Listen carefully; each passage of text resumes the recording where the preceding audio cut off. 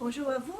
Aujourd'hui, je veux vous parler concernant ma guérison, mon miracle. Dans ma vie, je vous ai parlé à différentes facettes que je chantais, puis ainsi de suite. Mais je vais vous dire comment j'ai chanté. Parce que moi, au départ, je ne voulais pas chanter. Ce qui est arrivé, c'est que ma belle-mère allait dans une petite église ici à Granby. Puis moi et mon mari, j'ai dit à mon mari, on va aller voir ce qui se passe dans cette église-là. Je ne la connais pas, ça vient de Montréal. Puis je ne voudrais pas qu'elle soit dans une secte ou quoi que ce soit. Alors je suis partie avec mon mari, puis j'ai été visiter la petite église en question. Et puis dans les semaines, là, on a vu dans les semaines qui ont suivi que c'était bien pour elle, puis ainsi de suite. Mais par contre, ce que les gens ne savaient pas, puis que je n'ai pas dit à personne, et puis que ma belle-mère ne savait pas non plus, c'est que je me réveillais la nuit 3 et 4 fois par nuit, étouffée. Des fois c'était 2, tout dépend. Puis j'étouffais vraiment beaucoup. Suite à ça, j'ai dit à mon mari, je vais aller voir le médecin, c'est pas normal de tousser comme ça, puis étouffer comme ça. Là, je chante pas, il n'y a rien qui se fait là. Je vais voir le médecin, le spécialiste. Mon médecin m'envoie un spécialiste pour la gorge. Le médecin me dit, Madame, vous avez des polypes sur les cordes vocales. Ils sont tellement grosses qu'on doit vous opérer. Parce que si c'est des petites bosses, c'est comme des petites bosses avec du méchant dedans. Puis il a dit, si ça éclate, vous pouvez vous empoisonner sans savoir. Alors là, je dis au médecin, je suis désolée, je ne vais pas me faire opérer. Mais il dit, Madame, vous devriez. Ben j'ai dit, écoutez, j'ai dit, pour l'instant, je vais y penser, est-ce que je peux vous rappeler? Pas de problème, je m'en vais. Mais là, moi, je m'en vais en prière. Je dis au Seigneur, Seigneur, tu es le Tout-Puissant. C'est toi qui guéris. Tu as fait plein de miracles dans notre vie, plein de miracles dans toutes sortes de dessins de ma vie. Puis je ne te demanderai pas de me guérir. Je vais aller voir tout de suite le médecin, puis surtout qu'il veut que je me fasse opérer parce qu'il dit que je vais m'empoisonner. J'ai dit, Seigneur, tu es le Tout-Puissant. Je te demande une guérison, Seigneur, un miracle, pour que ces bosses-là dans ma gorge s'en aillent, que je puisse être capable de respirer et dormir toute une nuit. Parce que ça faisait une couple de semaines que ça m'arrivait la nuit. Alors, suite à ça, après ma prière, je m'en vais à la petite église où ma belle-mère allait. Puis là, il y a une dame qui s'en vient me voir, qui ne me connaît pas du tout, qui ne sait rien de moi. Elle me dit, j'ai un message pour toi. Ah oui, quel est mon message? Tu as des problèmes dans ta gorge. Puis Dieu te guérit. Il te guérit maintenant. Non seulement ta gorge, elle est guérie, mais Dieu m'a montré que tu étais pour chanter pour lui. Là, dans ma tête, je dis, elle ne peut pas savoir ça. Elle, là, que j'étouffe la nuit, elle ne peut pas savoir ça. Puis là, je dis, ben, elle a raison. C'est vraiment le Seigneur qui a parlé. Puis là, quand elle a continué pour dire que j'étais pas chanter dans ma tête, là, j'ai dit, hey, là, c'est peut-être la chair. C'était à commencer par l'esprit, puis ça a tourné à la chair, peut-être, je ne sais pas. Je chante pas, moi. Je ne chantais pas. Fait que je la laisse faire, je la respecte, je dis merci beaucoup, je m'en vais. Je m'en ai chercher ma belle-mère. Parce que moi, j'allais à une autre église à Granby. Alors là, je m'en vais. Une nuit, 2 nuits, 3 nuits, 4 nuits, 5 nuits, je n'étouffe plus du tout. Fini, fini, fini, j'étouffe plus. Là, je dis, hey, je réclame toujours la guérison. Parce que l'ennemi, des fois, il vient, puis il vient te donner des petits symptômes pour essayer de te dire que tu n'es pas guéri. Mais ça, on ne se laisse pas faire. Quand on est un enfant de Dieu, on ne se laisse pas faire. On est capable d'être autoritaire face à l'ennemi. On est des guerrières dans le Seigneur. On est des guerriers dans le Seigneur. On ne se laisse pas faire. Alors là, rendu là, je laisse les nuits passer, puis je n'étouffe pas encore, là. Wow! J'ai dit, je suis guérie. Gloire à Dieu, je suis guérie. Suite à ça, j'ai dit, je vais aller voir le spécialiste. Je prends rendez-vous, je vais voir le spécialiste. Là, le spécialiste, il me rencontre, il me fait des examens. Puis écoutez, C'est juste comme ça l'est arrivé. Il a le bâton des mains. Il va me faire mon examen. Puis là, il lâche le bâton. Il me dit, qu'est-ce qui est arrivé? Il m'a dit ça juste comme ça. Ben, j'ai dit, écoutez, docteur, je ne voulais pas me faire opérer parce que, de un, j'avais la foi. Je savais que le Seigneur était pour faire de quoi dans les temps qui étaient poursuivis. J'ai la foi, puis je savais qu'il me guérirait. J'ai dit, qu'est-ce qu'ils ont l'air, mes codes vocales? Il dit, t'as des codes vocales d'une petite fille de 7 ans.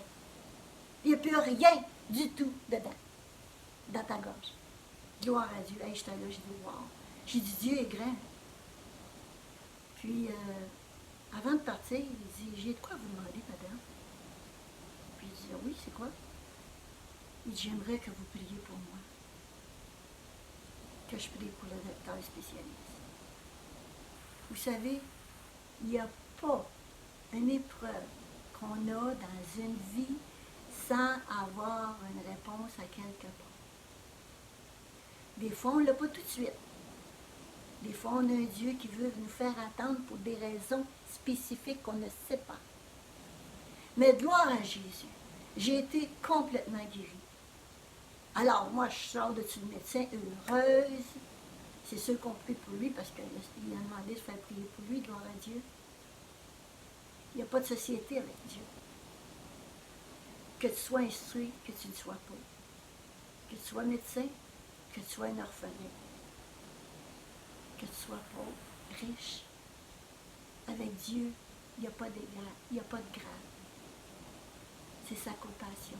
C'est pour ça que dans Matthieu, ça dit, quand Jésus a vu les deux aveugles dans Matthieu 20, 34, il était ému de compassion. Deux aveugles qui viennent voir Jésus, puis il dit, viens, il dit ici, Jésus s'arrêta, les appela, il dit, ouvert, il dit que voulez-vous, que voulez-vous? Que voulez-vous que je fasse? Jésus vous pose la question. Qu'est-ce que tu veux que je fasse? Il lui dit, Seigneur, que nos yeux s'ouvrent. Gloire à Jésus. Jésus savait. Il a eu de la compassion. Jésus savait. Des fois, on est aveugle spirituellement. On est aveugle spirituellement. On a de quoi avoir. Des fois, on dit, pourquoi je n'ai pas encore ma réponse, Seigneur? Pourquoi? Des fois, il faut se poser des questions. Seigneur, si je suis aveugle pour quelque chose, fais-moi voir, Seigneur. Ce n'est pas nécessairement aveugle de tes yeux. Ça peut être aveugle d'une situation, aveugle d'une façon qu'on peut comprendre les choses dans sa parole. Aveugle parce qu'on veut que les autres voient à notre place. C'est-à-dire qu'on veut que le pasteur, lui, il soit là pour nous. Quand c'est à nous à crier à Jésus comme les deux aveugles.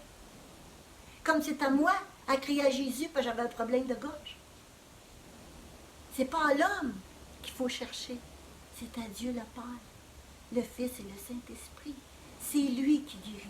Ça ne veut pas dire qu'on ne peut pas prier les uns pour les autres, puisque je reçois des emails pour prier pour des gens. C'est pas ça que je veux dire. Mais fiez-vous pas à moi. Fiez-vous à Jésus-Christ. C'est lui qui guérit, c'est lui qui était sur la croix pour nous. Alors, suite, je reviens à mon histoire.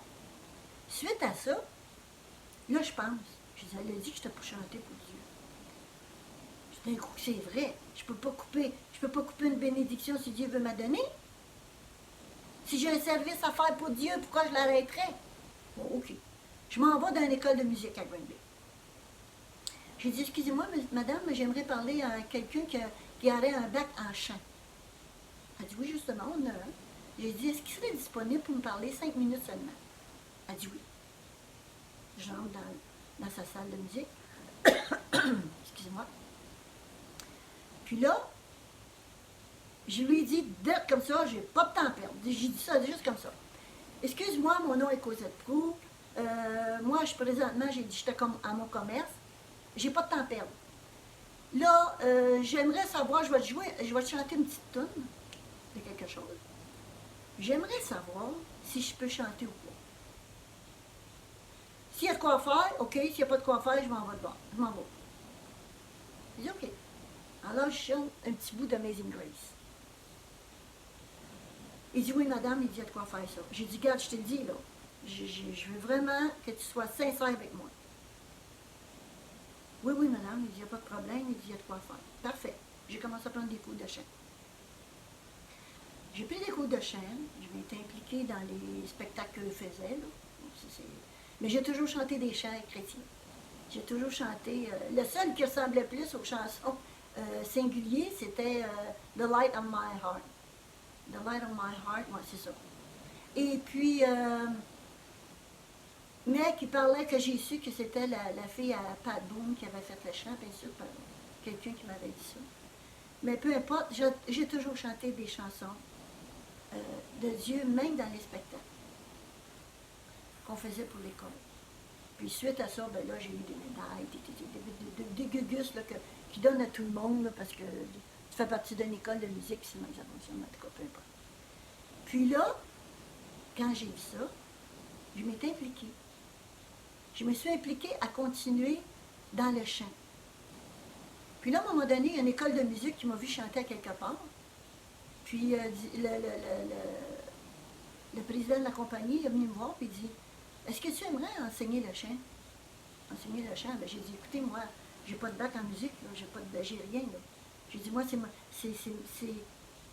ma nature, c'est mon don que j'utilise, mais que toute ma conviction, tout mon cœur est dedans, c'est moi. Il dit je t'attends de chanter. J'aimerais que tu viennes donner des cours de chant avec ta passion. OK. Puis là, je suis partie, puis j'ai commencé à donner des cours de chant. Puis moi, je ne le faisais pas pour de l'argent, je le faisais par bon cœur, du sens que j'aimais, je t'ai payé quand même, mais pas beaucoup. Là. Mais je faisais ça par passion. Puis, ce qui était le fun, c'est que quand je donnais des cours de chant, je donnais des cours de chant d'adultes, adolescents et jeunes filles d'à peu près 8-9 ans. Mais pas plus que ça. Le plus jeune était à peu près 9-10 ans. 9-10 ans, oui. Puis, ce qui était le fun dans ça, c'est que je pouvais parler du Seigneur. Il est arrivé des choses dans mon petit bureau, dans ma petite salle de musique. Il est arrivé des belles choses que les gens ouvraient le cœur. Les gens me disaient, je ne sais pas pourquoi. Toi, il faut que je te dise ce qui m'est arrivé. Je ne sais pas pourquoi. Puis là, les gens ouvraient le cœur. Vous savez, quand on aime le Seigneur, c'est ce qu'il fait avec nous. On ne s'ennuie pas avec Dieu. Il n'y a jamais une journée pareille quand on demande au Seigneur, aide-moi, Seigneur, à faire ta volonté et on part. Là, c'est vrai qu'on est dans un temps de la COVID, puis qu'on doit plus s'isoler. Peu importe, on a le téléphone. Au début, quand j'étais jeune, savez-vous ce que je faisais? Je priais sur le livre de téléphone, puis je disais au Seigneur, qui tu veux que je rejoigne, Seigneur? Je mettais mon doigt sur un nom et j'appelais et je témoignais le nom de Jésus. Sur un livre de téléphone. Puis je priais sur le livre de téléphone, puis je disais, Seigneur, qui tu veux que je rejoigne? J'en ai rejoint beaucoup comme ça. Beaucoup, beaucoup comme ça. Puis il ne fait pas tellement longtemps, j'avais envie de recommencer. Puis là, il ne faut pas que ce soit ma volonté, il faut que ce soit sa volonté. C'est lui qui veut ça. Mais je vous donne des trucs. Je vous donne des trucs pour ceux qui veulent parler de Jésus. Même si on est à la maison et on ne bouge pas, peu importe. Dieu nous donne toujours des trucs pour parler de lui. Il y en a qui ne voulaient pas du tout, d'autres oui, puis là je parlais avec eux autres, puis là ça se passait plein de choses. Puis dans ma petite salle de musique, c'était la même chose. Il s'est passé des belles choses, des grandes choses. Puis on ne peut pas arrêter. Quand on est passionné, on n'arrête pas. La prochaine fois je vais vous parler, je vais vous conter un spectacle qu'on a fait. Un spectacle qu'on a fait pour une association à Granby pour non lucratif. Je ne sais pas si je peux l'annoncer ici, je ne sais pas. Mais, je ne le dirai pas, tiens, encore que les normes disent de ne pas parler de faire de la publicité, j'ai aucune idée. En tout cas, peu importe, Moi, c'est une grosse, grosse association à but non lucratif ici à Granby. Puis qui ramasse des fonds pour les personnes défavorisées, puis les donne à manger, puis ainsi de suite. Puis là, ben, c'est la dame qui s'occupe de ça, qui m'a appelé.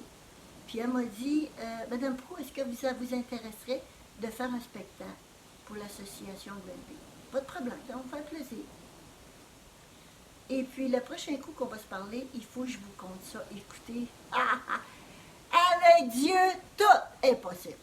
Avec Dieu, rien n'était possible.